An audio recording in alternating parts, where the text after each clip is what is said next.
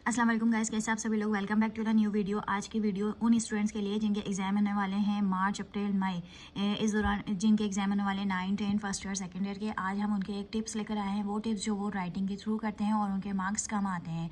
Although वो अपना सही क्वेश्चन के आंसर लिख कर आते हैं, बट उनके राइटिंग की वजह से कुछ प्रॉब्लम होता है।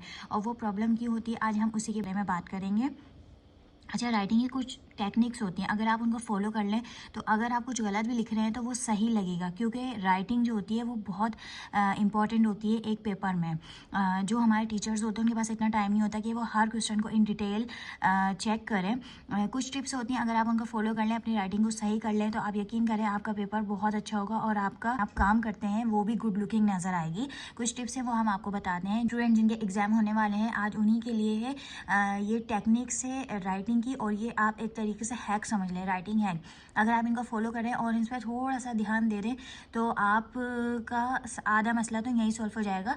अब बात करते हैं कि वो स्टूडेंट जिनके नंबर क्यों कम आते हैं, वो लिख कर आते हैं, आंसर बिल्कुल सही होता है, बट उनके राइटिंग की वजह से थोड़े मार्क्स कट होते हैं।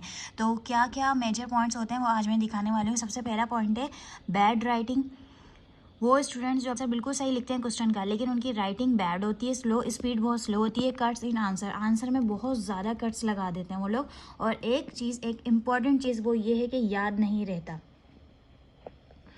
जो आप याद करके जाते हैं वही क्वेश्चन आपके एग्जाम में आ जाता है। बट ऐसा होता है, मैंने बहुत स्टूडेंट्स को ऐसा देखा है जो वो याद कर आते हैं घर से, और जब एग्जाम में आ जाते हैं तो फिर उन्हें वो याद ही नहीं आता कि उसका पहला लफ्ज़ क्या था, दूसरा लफ्ज़ क्या था, वो इसी में ही रह जाते हैं। तो 4 ये पॉइंट्स है। एक तो सबसे पहला पॉइंट्स ये कि बैड राइटिंग, दूसरा स्लो स्पीड, और तीसरा इतने ज़्यादा वो कट्स लगा देते हैं जिसकी वजह से उनकी आंसर शीट जो होती है वो बहुत गंदी और बुरी नज़र आती है। तो ये पॉइंट्स हैं। अगर आप मैं इन पॉइंट्स के आपको इसके सॉल्यूशन कि आप इसको किस तरह से सही कर सकते हैं, बैड राइटिंग को किस तरह सही करेंगे, स्लो स्पीड को किस तरह सही करेंगे, कट्स इन आंसर ये किस तरह आप रिमूव कर सकते हैं, याद नहीं रहता इसका कैसे हैक होगा, इसकी क्या टेक्निक है जो ये सारी प्रॉब्लम्स आपको सॉल्व हो जाए। बैड राइटिंग, गंदी राइटिंग करते हैं, आंसर आपका बिल्कुल सही होता है, लेकिन राइटिंग इस कदर गंदी होती है कि वो जो चेक करते हैं टीचर वो समझते हैं कि इन्होंने आंसर भी गलत लिखा होगा। स्लो स्पीड, आपकी स्पीड इतनी नहीं होती, स्पीड फास्ट इतनी नहीं होती। अच्छा, आपको आ रहा सब कुछ होता है, लेकिन इस स्लो स्पीड की वजह से आपका पेपर रह जाता है और जिसकी वजह से मार्क्स कम आते हैं।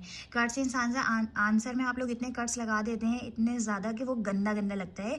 हालांकि आंसर बिल्कुल सही होता है, लेकिन कट्स की वजह से वो पूरा क्वेश्चन उसका बुरा लगता है। याद नहीं रहता, आप याद करके जाते हैं लेकिन आप टॉपिक का भूल जाते हैं कि क्या किस चैप्टर का और किस टॉपिक का था।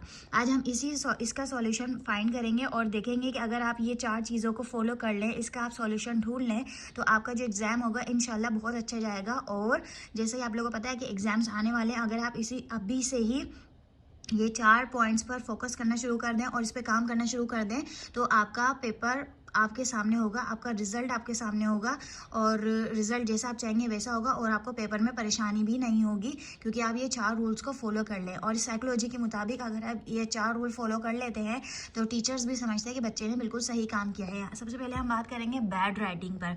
बैड राइटिंग मतलब आप इसको किस तरह सही करें।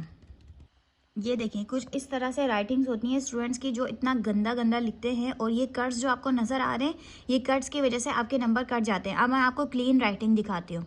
आप क्लीन राइटिंग चेक करें, अगर आप इसको साइड से देखें, कहीं से भी देखें, आपको ये इतनी क्लीन नज़र आएगी, बिल्कुल साफ नज़र आएगी। इस तरह की राइटिंग जो होती है वो देखने में ही खूबसूरत लगती है और लगता है कि आंसर अच्छा होगा, बच्चे ने मेहनत करी है राइटिंग पर। आप ये देखें राइटिंग कितनी प्यारी लग रही है और एक अलग ही खूबसूरत लुक दे रही है। ये होती है बैड राइटिंग और ये होती है नीट राइटिंग। इसमें देखें कहीं पर भी कट नहीं है और अल्फ़ाबेट बिल्कुल सही से बने हुए, स्पेस दिया हुआ है, हर वर्ड्स के बाद एक स्पेस दिया हुआ है, आपस में वर्ड्स ना मिलें और गंदा नहीं लगे, बिल्कुल साफ नज़र आए, हर वर्ड विजिबल नज़र आए। तो ये होती है नीट राइटिंग जो कि अलग ही नज़र आती है। तो आप राइटिंग पे थोड़ी सी मेहनत कर लें और अपनी राइटिंग सही कर लें, तो आप यकीन करें आपका आंसर और ज़्यादा विजिबल होगा और ज़्यादा गुड लुकिंग नज़र आएगा और आपको नंबर भी ज़्यादा मिल सकते हैं। अब हम बात करते हैं सेकेंड पॉइंट की, जो है स्लो स्पीड। सबसे पहले मैं बात करूंगी fast writing hack. Fast writing hack क्या होता है? Hand warm exercise. एक पेज लें, उस पर ये जो आपको नज़र आ रही है ना लाइन्स डली हुई, ये वाली लाइन्स आप डालना शुरू कर दें। कोई भी नॉर्मल पेज लें, आप इजली इस लाइन को डालें। बस आप इसको ड्रॉ करें, इतना ड्रॉ करें कि 4-5 पेजेस भर दें। और दूसरी, imagine writing air writing. Air writing किसको कहते हैं? मतलब आप बैठे हुए हैं और आप जस्ट इमेजिन कर रहे हैं और अपने हैंड से उसको लिखना शुरू कर रहे हैं। मतलब एक हैंड है और आप ऐसे ऐसे करके, जो नहीं करते हम लोग, ये यूं यूं करके जो हम लिखते हैं, ऐसे यूं यूं अपने अपनी इमेजिन में हम ऐसे यूं यूं इमेजिन करना शुरू कर देते हैं और लिखना शुरू कर देते हैं। ये वाली राइटिंग इमेजिन राइटिंग इसको कहते हैं। इससे क्या होगी, आप ये जो मूवमेंट आप करेंगे ना, ये आपकी कलाई की मूवमेंट होगी और इसकी एक्सरसाइज होगी और आपको इस चीज़ की आदत पड़ जाएगी। ये होती है इमेजिन राइटिंग। सबसे पहले आपको करनी है हैंड वार्म एक्सरसाइज। ये जो लाइंस डालनी है आपको पेपर पे, ये आपको डालना है। दूसरी इमेजिन राइटिंग, जैसे मैंने आपको बताया, जैसे आपको फॉर एग्जाम्पल बाइक्स पे जा रहे हैं, कार में जा रहे हैं, आप इमेजिन राइटिंग शुरू कर दें, आप अपना नाम लिखना शुरू कर दें। आपकी जो मूवमेंट होगी कलाई की और आपकी फिंगर्स की, ये आपकी स्पीड को बढ़ाती है। अच्छा, दूसरा जो पॉइंट है वो है कट्स। बहुत ज़्यादा स्टूडेंट्स हैं जो कट्स डाल देते हैं, इतने कट्स डालते हैं, इतने कट्स डालते हैं बेतहाशा, और वो लगता है इतना गंदा है। और जो एग्जामिनर जो होता है, जो प्रोफेसर होते हैं, जो हमारे सब चीज़ें चेक करते हैं, कॉपीज़ वगैरह, वो देख कर ही पहचान लेते हैं कि इतना गंदा इन्होंने लिखा हुआ है, आंसर क्या होगा। तो आप कोशिश करें कि कट्स जो है वो आपको अवॉइड करें। सबसे पहले आप क्या करें, इसका सॉल्यूशन आप क्या निकालें कट्स राइटिंग का। एक रफ पेज आपको शीट मिलती है, उस शीट का सबसे लास्ट वाला रफ पेज आप लें, सबसे लास्ट वाला रफ पेज, और उस पर पॉइंट्स लिख लें। जो आंसर आप लिखना चाह रहे हैं किसी भी क्वेश्चन का, उस आंसर के आप कुछ पॉइंट्स सबसे आखिर वाले पेज पर लिख लें। जो आपको शीट मिली है, जो आपको एग्जाम में शीट मिलती है, उसके सबसे लास्ट पेज पे आप उस आंसर के कुछ पॉइंट्स लिख लें। ठीक है, उस पॉइंट्स को आप जब लिख लेंगे तो आपको पता चल जाएगा कि अब मुझे इस पर सारा आंसर अपना लिखना है। तो इससे क्या होगा, आपके कट्स जो है ना, जो आप डालते हैं, वो नहीं होगा। और दूसरी चीज़, आप उसको देख कर लिख लेंगे तो आप जल्दी भी लिखेंगे और नीट और क्लीन वर्क होगा, और बार बार कट भी नहीं होगा, इससे गंदा भी नहीं लगेगा। एक ये बहुत ज़बरदस्त टेक्निक है, अगर आप इसको फॉलो कर लेते हैं।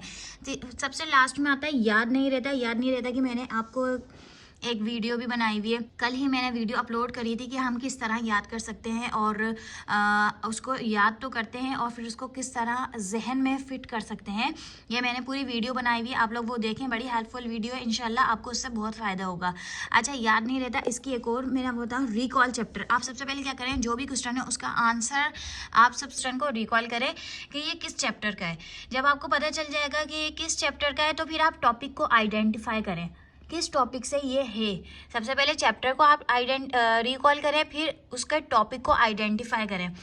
फिर क्या करना है, आपको पता चल जाएगा। आप उसको अपनी वर्डिंग में भी लिख सकते हैं, आप अपनी राइटिंग में भी लिख सकते हैं। इससे क्या होगा कि आप में एक तो एबिलिटी डेवलप होगी खुद से लिखने की, और आप फास्ट लिखोगे, आपके कॉन्सेप्ट भी क्लियर हुए होंगे क्योंकि आपने वो चैप्टर पढ़ा हुआ होगा और टॉपिक आपको याद आ गया होगा।